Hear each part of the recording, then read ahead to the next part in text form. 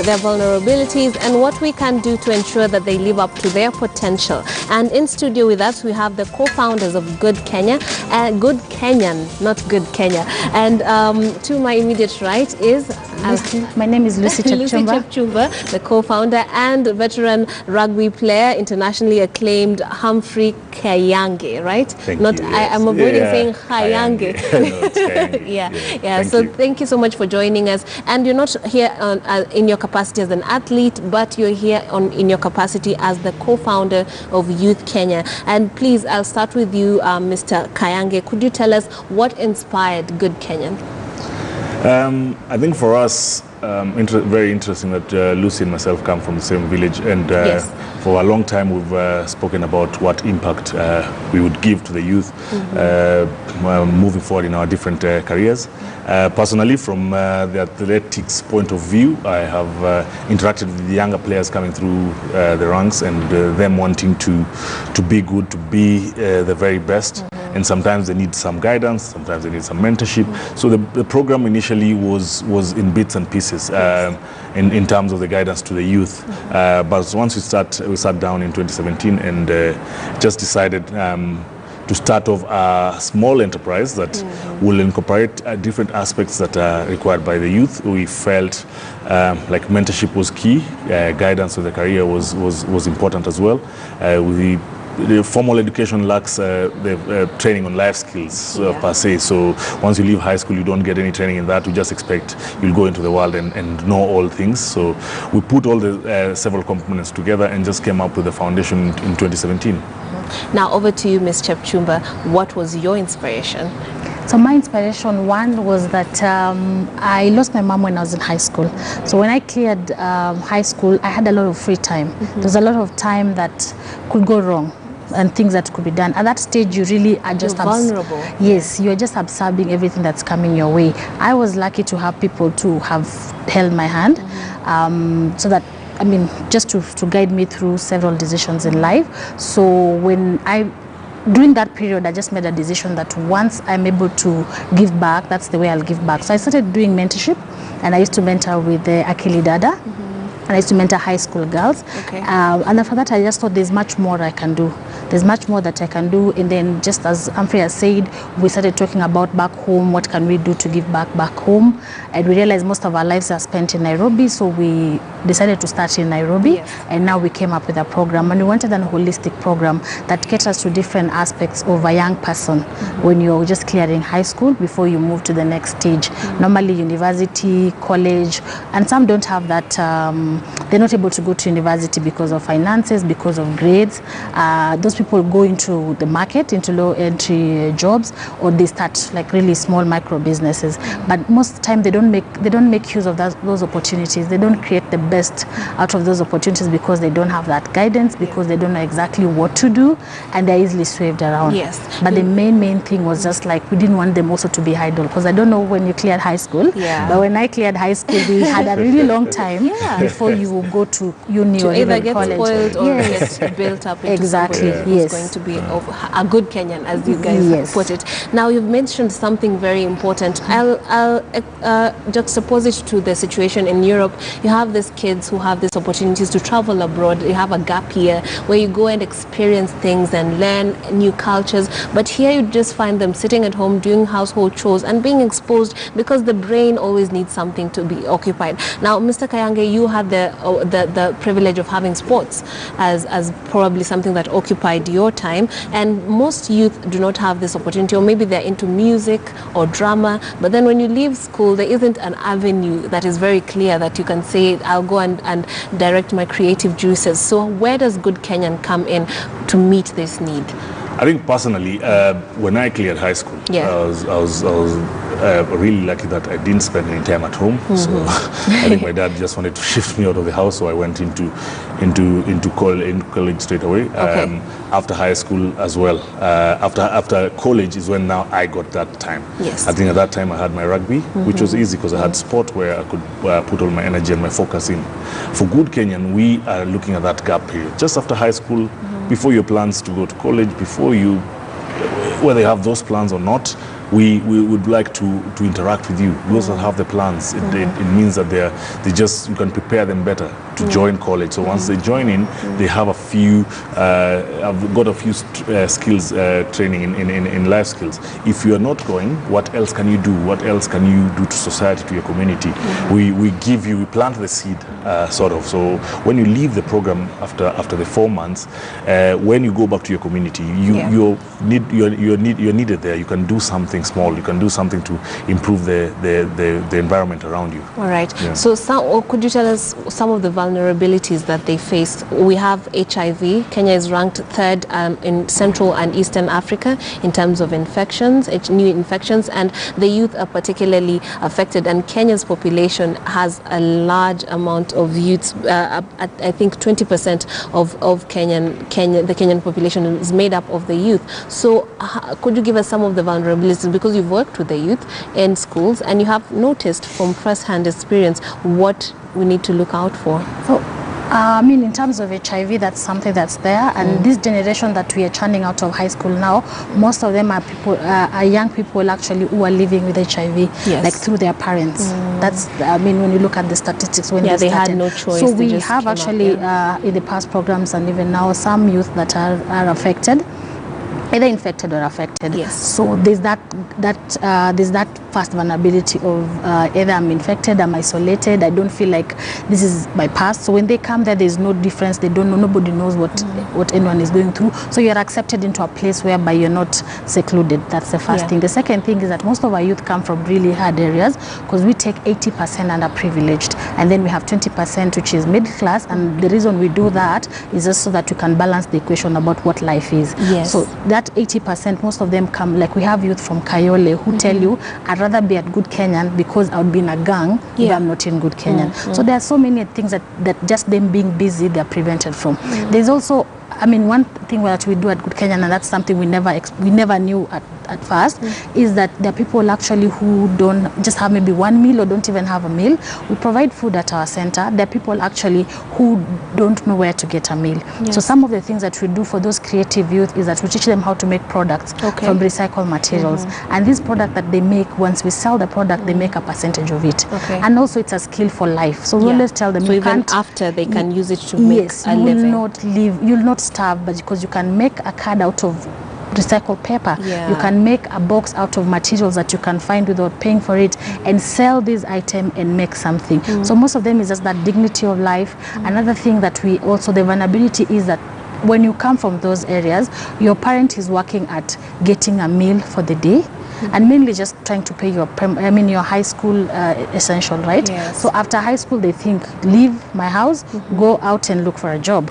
So this person is left to go and look for a job, and sort of the cycle continues. I can give an example of one of the young people in our program who was working as a watchman immediately after he cleared school, because that's what he used to do when he was in school. He joined our program and was able to work at night as a watchman and still come during the day. And once he finished the program, we have an organization that gives us a scholarship called Seed for Hope One Scholarship. So he was the best student. He was awarded a scholarship, and now he's going to go to college. To university? To college. So to college. So what happens is he's broken a cycle, because he came to Nairobi to live with an uncle who was a guard, and uncle now he was falling into the same path, and probably his kid would, had he not found good Kenyan. Now over to you. When it comes to mentorship, of course you're somebody who the youth can look up to. How do you go about finding the right mentors for these youth? And I'm sure there are many of them, and you'd need many people who they can look up to. I spoke about mentorship when I started. Initially, the way I did it or the way Lucy did it was a bit different. So we wanted to have a more paired approach, a more concentrated, structured approach where the mentors and mentee will have a direct interaction. They will spend some time together, because during the program it's 4 months. After the program we give you up to 1 year to just continue the mentorship, because mentorship does not end. So they need the guidance throughout. Where I did my mentorship was maybe on an on and off basis, where if somebody has a problem, they'll come, we'll have a chat, but not structured, no follow through after that. And for us, that was key, because we realized for most of the young adults, this is what they need. They need somebody to follow up, they need somebody to guide them. After the program, they might encounter issues that they need to some advice or guidance on. So we reach out to mentors at the start of the program. We sent out flyers to look for mentors. The mentors will come in and send their CVs, and through our mentorship coordinator, they will go through a process, onboarding process, where they're taken through the program, what it entails, what is expected of them to give back to the program. So we are all on the same page. So perhaps in your experience as a mentor, do you have a story about a young person you have seen rise, perhaps increase in terms of their abilities, their self-esteem, to the point that they're actually standing on their own? I think personally for the program, the first cohort we took, and that's where we did we got a lot of learning in terms of how we approach the program. One of the kids who came in was really shy. When we were onboarding doing the interviews for the students, we were not sure about whether we'd pick him or not, but we were like, let's just try. We don't have their numbers. So when we picked him, he was very shy, couldn't talk. He used to come into class and just sit on his own.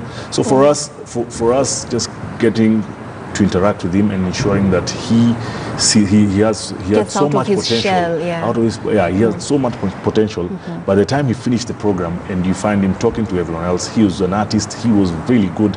And for me, that story now touched and gave me the energy now to do the second one, because I was like, if he look at him coming in and him going out after 4 or 5 months, and you can see the change in such a small time, then what happens if you do it for a longer time, and what impact will have in his own personal life? Ms. Chepchumba, stories, I want them. Tell me. So we have so many stories. We've actually graduated 30 youth. Wow. 27 passed our tests. And these people come in, so there's one effect. Some came in with maybe a grade they didn't expect. So someone comes in already withdrawn, they are down, they think that is the end of life. Then they actually realize that, no, there's so much I can do. So we have people who did not, they have a certain talent. The products that we make are quite artistic. So we have some trainers who are artists who come and help us in the program. So these young people actually realize that they have other talents. I'll give you a story of a young lady who joined us. Our program is 18 to 24 years, but he was 25. But there's something that touched us about her. When she came to the program, again, same thing that Humphrey has just spoken about, self-confidence was not there. She had gotten a C+, but way before C+ was an entry to university. But now she didn't have any choice. She was born in a vulnerable home.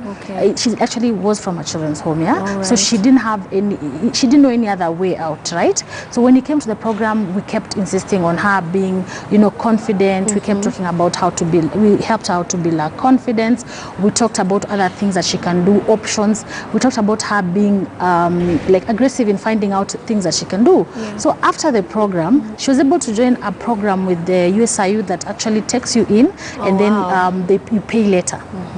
Understand? So she's now at university at the age of 27, and she's now at university. For me, I feel like that is a really big story, achievement, because for all that time, before she came to Good Kenyan, she used to work in a shop, in a kiosk back in Ngong. So you see the difference that person has made. Right now they're in university, they are being paid for the university, and then they will pay it back. But he made those applications because of that insistence, that mentorship. And there's a young man who is an upcoming rugby player who joined our program. He wanted to save for college, and he did not know how to do for college. So through the program as well, through his mentor, he was able to go to study mixology. And right now he works in one of the entertainment sports and still be able to play rugby, and has a saving plan. Because one of the things we do in life skills is a financial plan. So everybody comes in, you're given a plan. What do you want to achieve short term? What do you want to achieve long term? In the long run. Wow, that's inspiring. And many of them do change their plans along the program. For the better, or what happens? I think they just realize somebody wanted to be a doctor, a nurse. we gave them a nurse, a mentor who's a nurse. They were taken to hospital on the first day. They came back and said, I think I'll do something else. So they'll go into marketing or something else. Oh yeah, because they realize. Yes. So you put them in the situation. So if you want to be a news reporter, we'll bring you here. You sit a whole day, spend a whole day with you, hopefully. And then after that, they'll come back and share the story. Or maybe they realize they're better off working behind the scenes, or it opens their mind. It opens them up because you think about a career. We think about careers and want to go through school and get to your career, but sometimes we miss out the job placement. Just spend a day at KTN. Come and go spend a day there and see for yourself. See for yourself what it entails. And I think exposure is something that is very, very critical when it comes to this. So I want to know how you go about picking the people, because there's so many young people that need help. So how do you where do you start? I'll start with Mr. Kayanga. For us, initially, we reached out to children's homes, and we were based in Gong initially, so we just picked up from the community around. Remember, the program entails that they come to to Good Kenyan 8 to 4 p.m. every day. Full day. Basically spend the whole day there. So we want a bit of commitment. If you come from very far, it means there's transport costs that we need to factor in. So at the moment, we want to pick from our environment or community. We've since moved to Ngumo, but it's the same. We use the same approach. We will send out our flyers. And Ngumo is actually close to Kibra. So we send our flyers into Kibera. We'll send them as far as wide as Kayole and reach out and see who we can get. We will ask you to show your interest. Fill a small form when you come in. We go through our interview process, so we'll just want to have a small chat with you and see where you're coming from, what's your background. Of course, once we pick you on the program, we'll know more about you. But for us, it's just the initial phase that we need to find out. We are a bit constrained, so we have to keep our numbers manageable because our center will expand, but at the moment where we are, we can only pick up to 16 young adults. So we'll do that. We'll do our interview process through our HR, somebody who assists us with the HR, our human resource side. So from there on, those that make it to join the program, those that don't make it, it's a bit unfortunate because that is sometimes is life. We can't pick everyone. We can't be everything to everyone. So we'll try and get it right with a few guys, and then once we expand, we'll get more. Try and accommodate even more. So speaking about age range, I'm sure that there's. Do you work with 15-year-olds to 24-year-olds, or what is the age range that you work with? We work with 18-year-olds, 24-year-olds. So after high school? After high school. Mainly, some people clear high school when they're 17. They're about to turn their birthday. So for us, 18-year-olds, just for legal reasons, you can sign your own contract because we enter into a contract with them in regards to what is expected of you when you're supposed to come here, what you're supposed to do when you're here. So how we've structured our program is that we do, like Mondays, we do our entrepreneurship class. So we have an organization called Wild International that actually partnered and made a curriculum for us for basic entrepreneurship. That's what we do on Monday with trainers. Then on Tuesday and Wednesday, we do what is a craft skills training. So we make packaging products from recycled material. We make cards, we make bookmarks, we make posters, we make very many items. So are you the ones who are instrumental in finding a market for these, or are they also tasked? So basically we are tasked, Humphrey and I have divided into our tasks. So my task is actually to find market for these products so that we can continue the program, because part of this comes to help the program. So right now we are not at that capacity because of a lot of constrained machinery, and then we train these young people. By the time they're really, really perfect, it's time for them to go. So we are not able to really meet the demand or go out there and make it sustainable, and that's where now our hope is. So that's what we do on Tuesdays and Wednesdays. Then on Thursday we do the life skill classes, and basically we also have an organization that created a curriculum for us, and then the topics that are catered for in that life skills classes. To add on to that, or to support the topics, we also invite people from different walks of life, experts, to talk about different things. So beyond the curriculum of lifestyle, we life skills, we bring up people like, now you can come and talk about your experience, your life story, because these life stories are amazing. I mean, we bring people to come and share their stories, and especially people who sort of people think they have it easy in life. So we bring them to come and share their story. That's on Thursdays. And then on Fridays, they do the computer classes. Again, we are a bit constrained in terms of the computers. Like we have 16 young people right now enrolled, and we have like 6 computers. So we have to structure the classes into 2. While the classes are going on, the other people are doing other things. Then mentorship is once a month. Once a month, mainly Saturdays, because the mentors are professionals who just give their time for free. But sometimes during the week also someone can say, I would like to see my mentor during the week. Mentorship, once you do the mentorship, you send us a report. You have an action plan, because our mentorship, as Humphrey said, is structured. We have an action plan. We follow this through. We see the growth of these young people, because most people around always think mentorship is a motivational talk. That's really different. Mentorship is follow through, is checking out this person, is correcting them, exposure, like exposing them to the things that maybe they would not see. And we have a guided system in doing that. And then also these young people are expected to do a community project back in their communities. Also to give back to the so you select a community project, you have to visit with once a month, and you have to write a case, like, why am I doing this? What will it do? What will it improve? And that also makes them give back and see that you can give back whatever you have. Like, it doesn't have to be, you don't have to have a certain amount of things or experience to give back. So you have them teaching people in high school, people in primary school, like things like hygiene, you know, having those conversations that they have learned at Good Kenyan. So basically that's how we've structured our program, and we feel like once you've done that and then you have a mentor for the program, we've really prepared you. You can take advantage of opportunities that are available for you, either financial opportunities, career opportunities, and just life opportunities. And also you are this person where you know what is right, you're sure about what is right, you are supported, you have a home back at Good Kenyan. All our past students come back. They come back to visit. Some don't want to leave, and that's another. That's one of the biggest challenges that we have, because now we would like in future to do something about maybe creating a better hub. Now, speaking of challenges, could you highlight some of the challenges that you have faced in the work that you do? I think when we started the program, we were very optimistic that we will, since we are doing good, we'll get the support. The first year when we launched, we got our friends to contribute a bit and help us start off. But basically through that program, we did run it from our own pockets. Because the program, we already started, so the program had to continue. But for us, the joy was the small stories and small successes that we were getting then. Moving forward, we've not really settled in terms of our financials, because we're really looking out for support and guys who can really help us move the program forward. We've been very lucky with a group of friends. Last year we did, we should have an annual fundraising dinner and dance. So last year we really did really well on that front, and we got money just to run us for almost a whole year. So we did focus on other parts of the program, making the program better for everyone, improving in areas we feel like we could be doing more. But for us, in terms of long term, we finance has been our biggest thing. Of course, the team at Good Kenyan is quite lean. We've got Lucy, who will work there full time, basically just checking the program. We've got 2 administrators, and for us, we'd want us to, both of the founders, to focus on other parts of the program, whether it's just going out and looking for more opportunities, more market program, and the admin. And the other guys just run the office and the day-to-day activities back at the youth center. But in terms of there's a team, we have a very lean team. Our finances have not been quite well.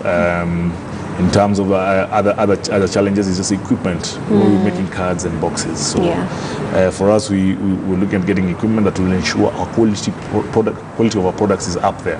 So if we get an order for, say, one of the big chain supermarkets to supply gift boxes, we can be able to take the order in and meet it. Otherwise, at the moment how we're doing it with the groups and the 4-month, the way the kids are in a 4-month cohort, we're not able to ensure quality of the products that we release out to the market. And speaking of funding, a little bird told me that there's a fundraiser in the horizon. Tell us about that. Every year we hold annual fundraiser, dinner and dance. This is where we invite everyone to come in, share a meal with us, hear about the program, what we've done so far, and just see the results, and mainly raise funds. So we have one coming up next Tuesday, April 30th from 6 p.m.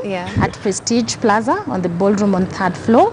Our tickets are going on at 3,000 shillings. You can buy our tickets via MOOC. You can go to mooc.com and go to the Good Kenyan event. You're able to buy your ticket. You can also buy the tickets via M-Pesa. You go to pay bill number 343766, and then your account number is tickets, and you're able to purchase our ticket. When you purchase that ticket, we have our friends that have given to the event in terms of the event collateral. So we have organizations, especially event companies. We have Purple Tulips, Bloomingdale, Urban Life, who have given us the equipment for the event. We also have Prestige that has actually given us the venue at half price. And those who attend, will they be able to interact with some of the youth that you work with and hear their stories and get an actual... on the night, the kids from present and past groups, they're always there. They're the ushers, because it's basically our program. We don't go out and look for anyone else. So they'll be there welcoming in. You can interact with them. Interact with the ones, the good stories that we have. You'll have them there. The stories that of others who've been just to the program, they'll be there ushering and ensuring the night goes well. All right. The products will also be there being shown. So when you buy a ticket, 80% of your ticket is going to the program directly. So you are actually impacting someone from afar, and you'll still come and share a meal, have a drink, interact with us, and see how else you can plug in, because there are many other ways you can plug in. You can plug in as a mentor, you can come in as a guest trainer, just write to us and tell us, I'd like to teach this. You can come in as a guest trainer, and then you can come in as a donor, and most importantly, you can introduce us to your organizations, friends that you have who can give us long-term funding, because with long-term funding we can expand this program, get more young people join it, create more centers, go back to our village in Eldoret, and even go to Turkana, Mombasa, and just do this program, because we've seen the impact, we've seen how lives are changed, and these young people that we're impacting right now are our leaders tomorrow. They'll make decisions for us. They'll make decisions about our pension. I mean, we are doing the housing thing now. These are the people who will be at the helm deciding how it's spent, deciding what is happening. We need to start from here. We keep talking about our leaders and things that are happening at the top. We need to start from the barefoot. Let's all do something about it. We're not able to change everyone, but the little impact that you do it. Pick it. You can come in as any form, or you can just give us your time and your money at the event, and we will do what we can. Now, we've talked about entrepreneurship, the skill sets, but I also heard that you also work with getting young people into the job market, which is a very big challenge for many people. Whatever qualification you have, just getting your foot in is usually really difficult. How does Good Kenyan step in when it comes to this? So what happens is, when we started, we wanted just to transition them, to help them transition. Then after they're leaving, the new challenge came up. They're like, where are we going? So those who are going to public universities is very easy, because it's direct to go to public universities. We've equipped you to take advantage of that opportunity. Those where their parents are able to put 1 and 2 shillings together and take them to college, they are also happy. But there are those who don't have a plan. So what happens to those ones? So we've reached out to organizations. As Humphrey was saying, we would like to be, that's what we do. Humphrey and I would like to be doing fundraising and those partnerships. So right now we have one organization that gives us a scholarship. We also have small SMEs that actually take level entry jobs. As I said, there are people who want to be event planners. They go straight into these event companies and start getting a job. We have friends and family who are like, okay, I have this particular job. So that's what we want to do, get them into something so that they're not idle. Because imagine you've spent these 4 months with these young people. They've been busy for 4 months. Like, we really give them a lot of work, homework, research, and everything. Then they have nothing to do after that. It's almost like you undo what you've taught. So we really try to get them to low entry jobs. We are seeking more organizations to help us join this, and then also we try to get them to school and get to college or something like that, and then their life is different. Because once they get in, then they can fight it out from there. If they don't make it, then maybe they lose. And I think what we train them is, once you get that one opportunity, it might be it. So these are the things you should do. If you get a job, we'll say 8 to 5. We've already trained you 8 to 4. Sure, you can do 1 more hour. It's not that difficult. Now they're paying you. We don't pay. We just offer you a meal. So we're trying to give you the good, give you sort of the proper individual characteristics for you to be in a workplace. Ensure that you work with people you don't know, you work together as a team, be able to obey the simple rules that you have at a different workplace, be conscious of your environment, and after all that foundation, when you get your opportunity, you'll be able to take it up with both hands. Exactly. So I'm thinking about more stories about because the job market is something that I'm really interested in, because once somebody gets in there, it's usually like a relief. I mean, now you have an opportunity to prove to your bosses or whoever. Is there someone that you have managed to get into a company that is now working full-time, or is this something you're still working on? So what we have is, as I said, the level entry jobs. We have someone who has been actually working in a company for a long time, but they're going to school as well. So there are many stories. What happens is that as an employer, let's say if you get someone from Good Kenyan, they're still on mentorship 1 year after the program. So you have someone they have to report to beyond the boss. So you actually get someone who is willing to do this. Also, we have someone that we've taught you can use your hands to work. You as Humphrey said, you have to be time conscious. You have to do this. So right now we have one success story that has continued. Some of the time is just that they're taking for short-term jobs. So those contract-based jobs that come. The student who I told you was has gone to university, was actually also at a job, but now this opportunity for full-time school came, and I mean maximize the opportunity for school. So we have those things that you want as an employer, that we've impacted critical thinking, we've impacted this person to work with people, because they come there's someone as a from Kaya or Kibera, and then there's someone from Karen. You have to work together and learn this, and how do you mitigate all that? And this is after school, because in school they're a bit sheltered. Here we don't really shelter you. Come on your own, you live on your own. It's really up to you where you live and go after 4 p.m. from what we've given you. So they're already prepared in a way. As I said, it's a very big challenge, and we really need organizations to join us on this, and that's what we're looking at, especially let's say organizations that have, you know, fast foods, they have entry positions, jobs, receptionists, and that kind of a person, because our computer classes are not the normal packages.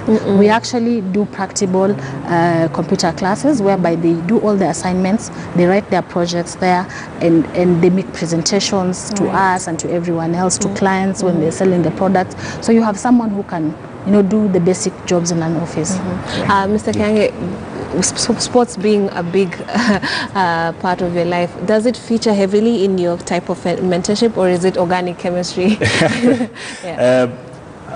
Having been in sports for a long time, that has to feature to some extent. But this for me was different, because it was growth in a different area that I have no idea about. So in terms of the mentorship, I would keep rugby. You see, we've only had one rugby player so far joining the program, and I was like, I don't want to make it a rugby program, because now there's kids outside there who will need assistance in different areas. So for me, yes, the sport comes into play. I'm still at my club Mwamba, so there I will do my mentorship there in terms of the rugby side. But for Good Kenyan, for me, it was just growth, holistic growth in a different side that I have not had any experience on, and very exciting, because you get to learn a few things about the program and yourself in terms of your strengths and weaknesses. So perhaps future plans. Future plans. Maybe just feature something like that. Rugby actually, in a way, comes in because I think one thing you forget is that a lot of his former players come to teach. They come to share their stories, and people see, so actually this is the steps that Biko Adema took before he joined this, before he became an international player. So that has factored in, because success stories, there's, I mean, Colin Sijera who comes there and spend time with them. So they see that and they're exposed to that. So about our future plans. So one of our future plans is to get machinery so that we can create products that are competitive and we can be sustainable through those products. Another plan that we have is to create a bigger center whereby we have a hub that these young people, when they leave the program and they get an order to do a job, you get an order to deliver 100 cards to Safaricom or 100 cards to this organization. You come back, there's a place to make it, and also would like to move into other parts of Kenya, starting with Uasin Gishu County. Okay, and just in conclusion, could you tell us more about your future plans for Good Kenyan, your vision? I think for me, in terms of the center and what we envisioned, is ensuring the center offers the youth a holistic approach, which is what I see from I've experienced and from my side. Like sometimes you just get, if it's just rugby, it's only in rugby. There's nothing else we talk about life. Yeah. So that part out, and it's a key part to improve your rugby. So for me, it's a holistic approach to the youth, and whatever we give them ensures when they leave the program, they're able to fit into the society and just be good citizens. Good Kenyans. And my immediate plan is with our event on the Tuesday. The I think we'll really be happy to see. we really be happy for us to share about the program, because that's a platform. We started off and said this is a platform for us to share to everyone what the program is all about, and whatever collaborations and partnership we might have moving forward. That is a plus on the night. But we're all welcome to come out and celebrate the night with us. All right, thank you very much. The co-founders of Good Kenyan were with us here today in studio, and on Tuesday you're going to have a fundraiser. You get an opportunity to support young people who need to be pushed, to be inspired to get the skills they need just to survive in the job market and I guess fulfilling their dreams, whatever they may be. So you can buy the tickets, you said, on your website. What's the website? You go to MOOC. www.mook.com. Yeah, and that's the website. You can go there, get a ticket. It's worth 3,000 shillings, but it goes a long way in support the young people who are in need from the less fortunate parts of populations of our city, and of course hopefully, as they say, they'll be able to move on to other parts of the country. But now Wajir West is having its by-election going on right now, and Jeff Kirui, who is on the ground, was able to speak with Michael Gitonga earlier on, and this is what he had to say about the ongoings in that part of the country. We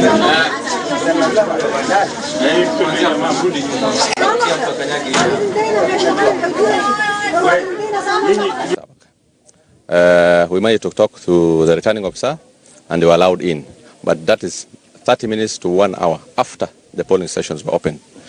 This raises a lot of concern to us on what happened in that 1 hour. The other issue is we have a problem with the kids. The kids at Lakabawal Secondary School are not functioning up to now. Also, the kids at Honorable Khalif are not functioning. But the good thing is we are in constant communication with the returning officer, who is picking our calls and addressing our issues. That's what is giving us a bit of ease. Otherwise, the polling station opened on time at 6. All our agents at the polling stations. We hope for a very big win this evening. You've said that there are some of your agents have been locked out. Have you managed to speak to the IEBC officials, and what have you agreed upon regarding that particular issue? Of course, it's concerning because I called the returning officer, and the returning officer made sure that they were allowed in. But you can see it's almost 30 minutes to 1 hour. Anything would have happened in that 1 hour where my agents were not there. So we instructed our agents to at least on the Form 35 to remark and at least put down those issues that they were locked out. Normally the procedure is that before any vote is cast, they just verify that the ballot boxes are empty and the ballot papers have not been tampered with. Is it something that your agents verified before starting the exercise? No, they never verified. In fact, they were locked out, and the exercise was in progress. So it means that we don't know what happened in that 1 hour. That raises a lot of concern to us. Of course, they did not witness the sealing of the ballot boxes. They did not witness the opening of the ballot papers. So the only Jubilee agents were allowed in with the IEBC officials. So we feel that one might bring problems to us. Yes. Well, that has been the KANU candidate who just cast his vote at Kalkach Center in Wajir West constituency. And of course, we'll be going to find out from those specific polling stations whereby he alleges that there have been malpractices, also to say, regarding agents of the KANU candidate or KANU agents being locked out. Of course, we'll be heading as well to Wajir West, Wajir Girls Secondary School, where we expect the KANU Jubilee candidate Ahmed Kolosh to cast his vote as well and find out how the process has been so far. But for now, back to you, Mike. Interesting stuff there from Jeff Kiri in Wajir West. He'll be giving us more as the day goes on what happens, transpires as the electorate in that part of the country vote today. Yep. And well, they say time waits for no man, so it's time for us to wind up the show. And thank you for watching Morning Express this morning. It is always a pleasure to host you. My name is Michael Gitonga. Do have yourselves a good day. And I'm Trix Ingado. Enjoy the rest of your day.